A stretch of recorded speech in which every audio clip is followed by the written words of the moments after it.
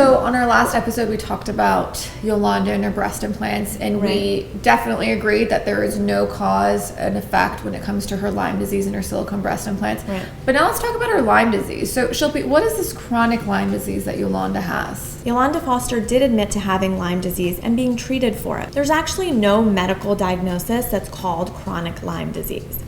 Now, Lyme disease itself is a tick-borne illness. So you get it by getting the bite from a tick, and then it develops into a bacterial infection. It's treated with antibiotics, and generally people go on and do very well. Unfortunately, there's a small percentage, less than 10% of people, who develop something called post-treatment Lyme disease syndrome. With the syndrome, what happens is that you have residual inflammation, pain, arthritis, and other symptoms that may have been a result of the initial Lyme that are left in the body and can cause things like the ones that she's mentioning. So tell me this. So we see her on The Real Housewives, and she's in bed. She can barely get up. She says she has a little bit of energy for the entire day. Is that a normal symptom of post-treatment Lyme disease? That's very uncommon. The level of severity of symptoms that Yolanda is experiencing really sounds more like a combination of multiple things going on. I think that, as we mentioned, she may have had some toxicity built up from the silicone. That was one thing going on. She may have had some residual fatigue from the Lyme disease. She's also undergone a lot of other procedures in order to help herself to feel better.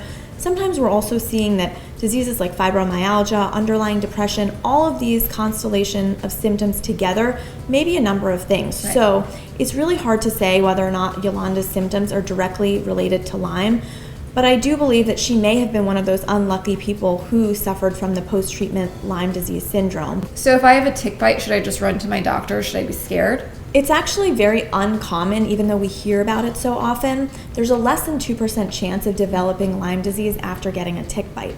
That being said, we know that the symptoms are fever, rash that looks like a bullseye, joint pains, muscle aches. Those are all common when we have Lyme disease. So if you're at all worried, absolutely go and visit your doctor. The doctor can do some testing and give you that reassurance that you need. But all tick bites do not cause Lyme disease. Overall, I think at some point Yolanda did have Lyme disease and she was treated. I don't think that all of her symptoms are related only to Lyme disease. She may have some fibromyalgia or something else going on. What do you think really happened with Yolanda's Lyme disease?